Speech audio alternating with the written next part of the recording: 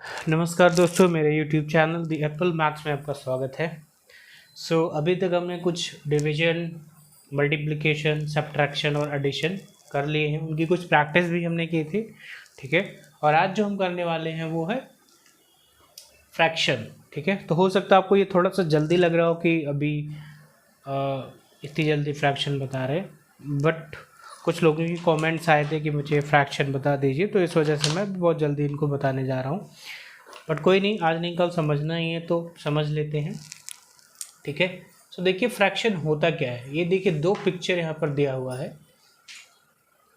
और इंग्लिश में कुछ लिखा हुआ है। Mohan and Sneha were eating food and they finish their chapati at the same time. Then their mother chopped the chapati from the middle and gave one part to Mohan and the other part to Sneha.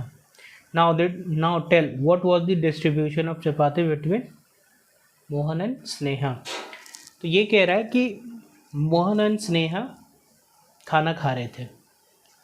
They finish their chapati at same time. वो अपनी जो रोटी खा रहे थे उन्होंने दोनों ने एक ही समय पर ख़त्म कर लिया।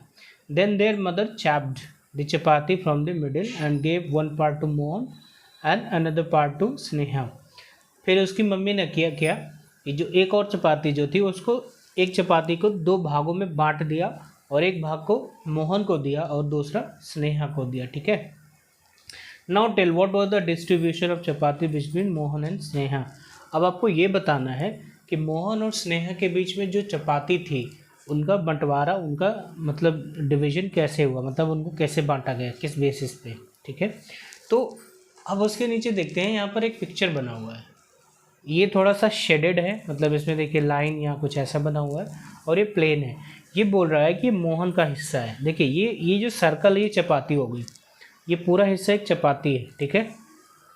ये आधा मोहन का हिस्सा हुआ और दूसरा स्नेहा का हिस्सा हुआ। तो अब ये बोल रहा है कि किसी एक चीज़ को जब बराबर बराबर दो भागों में बांटा गया तो वो एक का दो हो गया। मतलब अगर हम इस पार्ट की बात करें तो ये पूरे का आधा है, और अगर इसकी बात करें तो ये भी पूरे का आधा है। मतलब एक पूरी वस्तु का ये आधा आधा दो पार्ट हो गया ना। और इसी को कहते हैं फ्रैक्शन। फ्रैक्शन मतलब भिन्न, ठीक है। अब जैसे मान लीजिए ये पूरी चपाती थी, उसको बराबर बराबर दो भागों में बांटा गया तो ये हो गया 1/2। तो 1/2 इसको मिला और 1/2 इसको मिला, ठीक है। अब 1/2 का मतलब क्या हुआ, किसी पूरी वस्तु का या किसी पूरी एक चीज़ का जब उसका दो बराबर बराबर भाग कर दिया गया, ठीक है, तो उसको कहते हैं उसका आधा, मतलब किसी भी एक वस्तु का आधा।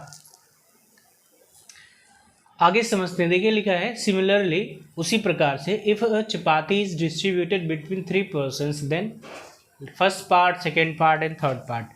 अब ये बोल रहा है कि सपोज करिए वही एक चपाती है, फिर से देखिए वही एक चपाती है, वही रोटी है जो अभी मोहन और स्नेहा को दिया गया था, लेकिन उसमें क्या हुआ था, ऐसे करके आधा आधा दिया गया था। लेकिन अब यहाँ पर 3 लोग हो गए, 1 2 3, ठीक है। अब ये एक चपाती मतलब एक रोटी 3 लोगों में बराबर बराबर बांटनी है। तो जब आप बराबर बराबर बांटेंगे तो आपको मतलब पता है अभी 2 लोग थे तो उनको आधा आधा मिला, लेकिन अगर आप 3 लोग हो गए तो आधा आधा आधा तो नहीं मिल सकता, क्योंकि किसी भी एक वस्तु का 3 पार्ट आधा नहीं हो सकता। आधा मतलब हाफ, मतलब बीच से कुछ भी। जैसे 10 रुपये का मैं बोलूँ हाफ क्या है, तो वो 5-5 रुपया हो सकता है। आप 5-5 रुपया 3 लोगों को नहीं दे सकते 10 रुपये में, क्योंकि 5-5-5 तो 15 हो जाएगा, है ना। लेकिन आपको 10 रुपये में ही 3 लोगों को देना है।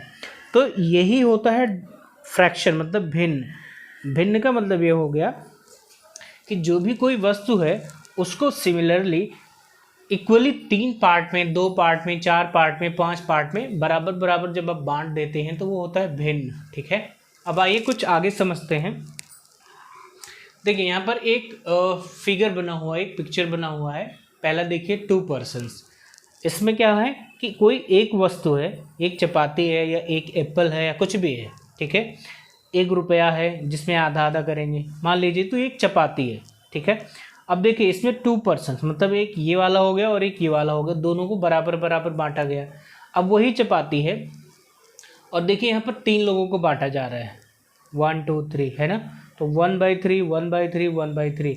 तो इस पूरी एक रोटी में से एक हिस्सा जो इसको मिल रहा है, क्योंकि ये 3 जो हैं ये इसका मतलब 3 लोग हैं, और जो 1 दिख रहा है तीनों में उसका मतलब वो एक रोटी है, ठीक है। और ये लोग हो गए नीचे, तो 3 लोग हैं, एक चपाती है, बराबर बराबर बांटना है, कैसे बंटेगा ये यहाँ पर एक देखिए फिगर बना हुआ है, दिया हुआ है। तो ये हो गया भिन्न, ये हो गया 1/3 किसी चीज़ का 1/3 हो गया, ठीक है। जैसे मान लीजिए मेरे पास 30 रुपये हैं, अब इसका मैं बोलूँ एक एक हिस्सा आप सबको लेना है, ठीक है, एक एक हिस्सा 3 लोगों को देना है, तो इसका मतलब 10 10 10 हुआ, बराबर हो गया, 10 10 रुपया दे दिया, बराबर हो गया, ठीक है। तो इसी तरह से इसमें भी दिया हुआ है, ठीक है। तो ये क्या कह रहा है कि कोई वस्तु है जो एक है लेकिन लेने वाले 3 हैं, ये देखिए, तो 1/3 इसको मिला, मतलब एक हिस्सा इसको मिला, दूसरे को इतना मिला, उतना उतना तीनों को मिला। अब कह रहा है अगर वही चीज़ 4 लोगों में बांटनी हो, तो इसका मतलब क्या हो गया कि चीज़ वही है, चीज़ अभी एक ही है, एक ही रोटी है, एक ही सेब है, एक ही बनाना है, जो भी है उसको अब आपको बराबर बराबर 4 पार्ट में बांटने हैं, मतलब 4 लोग उसके हिस्सेदार हो गए, ठीक है। तो ये 1/4 हो गया इसका। अब अगर उसी चीज़ को आप 5 बराबर भागों में बांटते हैं, तो नीचे देखिए एक और स्ट्रक्चर बना हुआ है, एक फिगर बना हुआ है, इसमें देखिए ये एक ही चपाती को 5 बराबर भागों में बांटा गया है। इसका मतलब इसको लेने वाले 5 हिस्सेदार हो गए एक ही चीज़ के, ठीक है। तो इस तरह से हम डिवीजन को इस तरह से हम फ्रैक्शन को समझते हैं कि कोई भी वस्तु है और जितने लोगों में बराबर बराबर बांटा जाएगा उतने उसके हिस्सेदार हो गए। तो 2 लोगों में बराबर बांटा जाएगा तो 1/2 हो जाएगा, ठीक है। 1/3 का मतलब हो गया एक ही चीज़ 3 लोगों में बराबर बराबर बांटी जा रही है, एक ही चीज़ 4 लोगों में बराबर बटी है, एक ही चीज़ 5 लोगों में बराबर बटी है, तो इसको हम कहते हैं फ्रैक्शन। देखिए अभी 5 तक हमने देखा था, आगे 6 है, तो कोई एक वस्तु है जिसको 6 बराबर भागों में बांटा गया, तो हर एक को बराबर बराबर हिस्सा मिला। उसके नीचे 7 है, 8 है, 10 है, और इस तरह से 11 12, मतलब कुछ भी हो सकता है, इससे फ़र्क नहीं पड़ता कितने लोग हैं, लेकिन जो भी चीज़ बंट रही है जितने भी लोगों में बंट रही है बराबर बंट रही है, और वो उसका इक्वल फ्रैक्शन हो जाएगा, ठीक है। तो अगर आपके पास 100 रुपया है और आपको 10 बराबर लोगों में बांटना है, मतलब 10 लोगों में बांटना है बराबर बराबर, तो आपको पता है 10 10 10 10 रुपीज़ आप दे देंगे, है ना, ठीक है।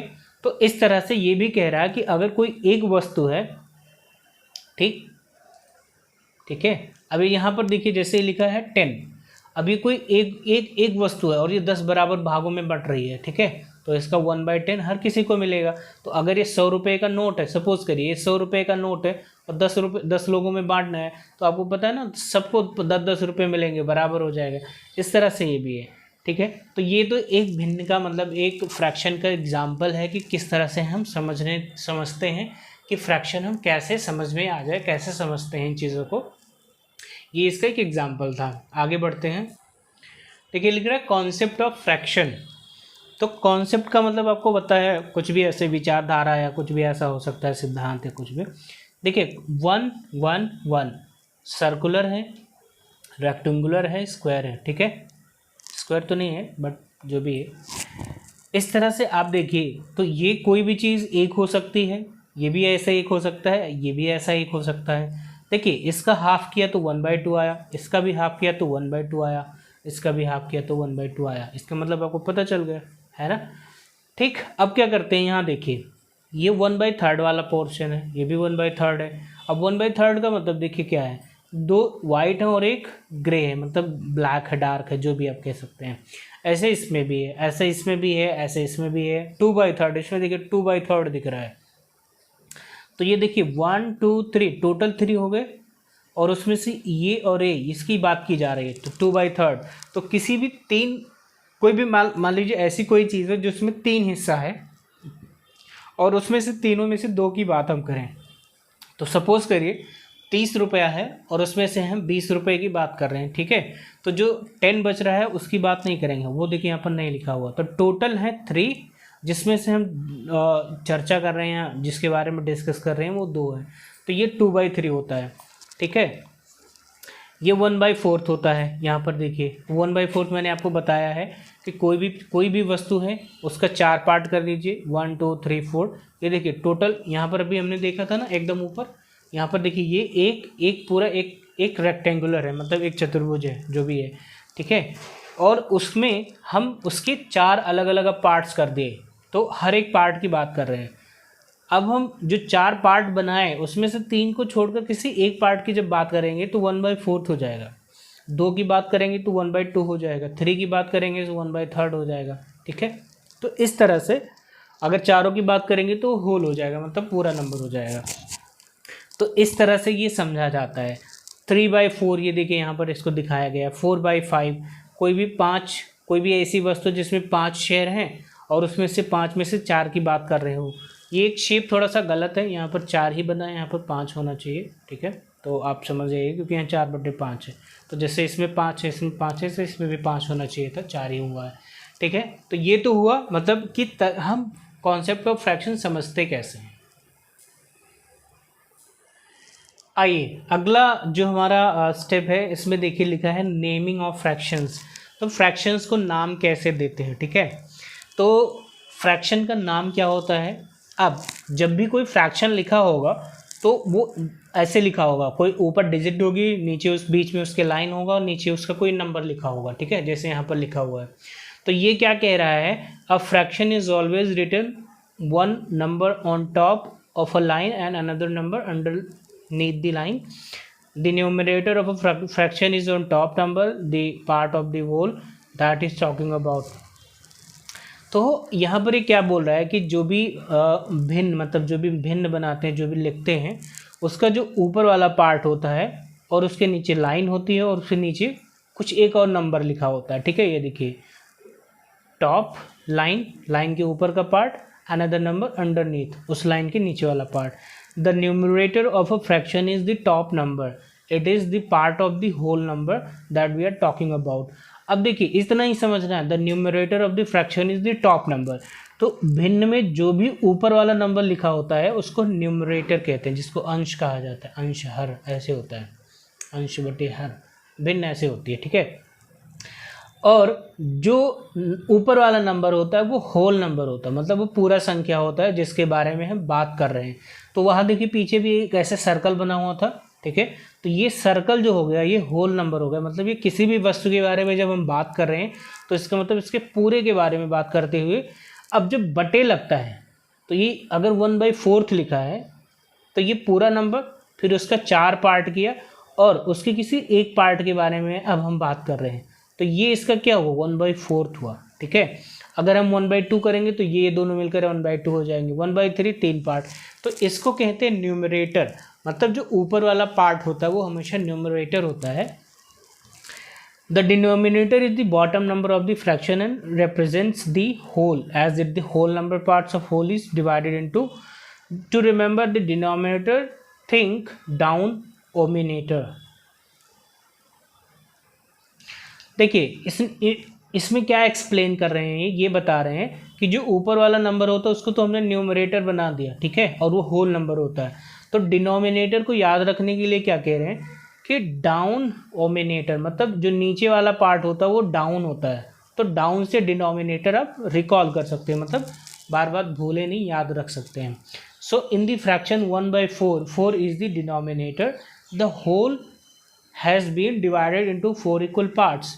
तो होल का क्या मतलब हुआ, जो अभी हम चर्चा कर रहे थे पीछे मतलब अभी पिछले पेज में, कि ये कोई एक वस्तु है जो होल है, मतलब पूरा है, और उसके 1 2 3 4 पार्ट कर दिए तो 1/4 हो गया, ठीक है।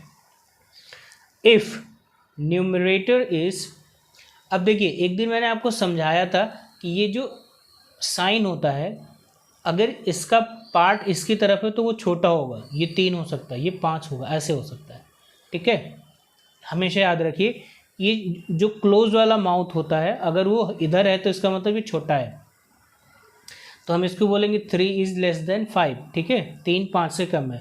So numerator is less than denominator. अब डिनोमिनेटर देखिए यहाँ पर हमने बोला नीचे वाला पार्ट होता है, ठीक है। So the fraction is known as proper fraction, तो इसको हम कहते हैं समभिन्न। तो आपको ये याद रखना है कि जहाँ भी ऊपर जो न्यूमरेटर होता है वो छोटा होगा, डिनोमिनेटर ज़्यादा होगा, उसे हम प्रॉपर फ्रैक्शन कहते हैं। ये याद रखना आपको, ये बार बार नहीं बताएगा कोई भी, आपको एक बार ही समझाया जाता है, तो आप प्लीज़ समझिएगा, ठीक है। तो प्रॉपर फ्रैक्शन क्या होगा, जिसका ऊपर वाला पार्ट कम और नीचे वाला पार्ट ज़्यादा होता है। तो कुछ भी आप लिखिए, बस ऊपर ज़्यादा होना चाहिए, नीचे ज़्यादा। If numerator is more than denominator, numerator मतलब ऊपर वाला पार्ट, यहाँ देखिए इसमें लिखा है इम्प्रॉपर, इसको विषम भिन्न कहते हैं।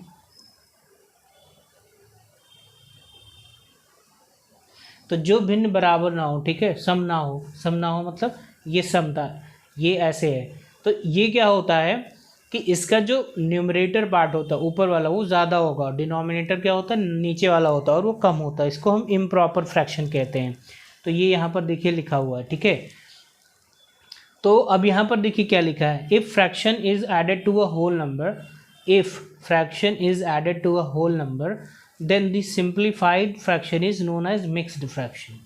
तो अगर कोई होल नंबर है, ठीक है, if fraction is added to a whole number, अगर कोई भिन्न है, ठीक है, ये देखिए यहाँ पर प्रॉपर फ्रैक्शन है प्लस एक होल नंबर है, ठीक है, और उन दोनों को जोड़ा जाता है, तो ये इस तरह से बन के आता है मिक्स फ्रैक्शन में।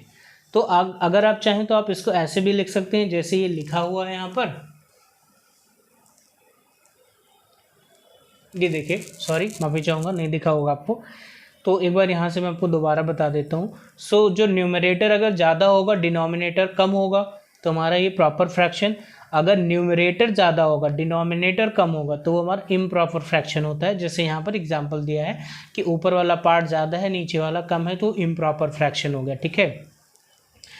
अब इसमें क्या कह रहा है, if fraction is added to a whole number, मान लीजिए कोई भिन्न है 1/4, इसमें कोई नंबर आप ऐड करते हैं +1, ठीक है, यही करते हैं ना, then this simplified fraction is known as mixed fraction. तो ये एक मिश्रित भिन्न हो जाती है। देखिए कुछ नहीं किया है, इधर का उधर होगा, उधर का इधर हो गया, तो इसमें क्या करते हैं, हम इसको ऐड कर देते हैं, ठीक है, 4 1 4 और 1 5, तो ये हमारा ऐड हो गया।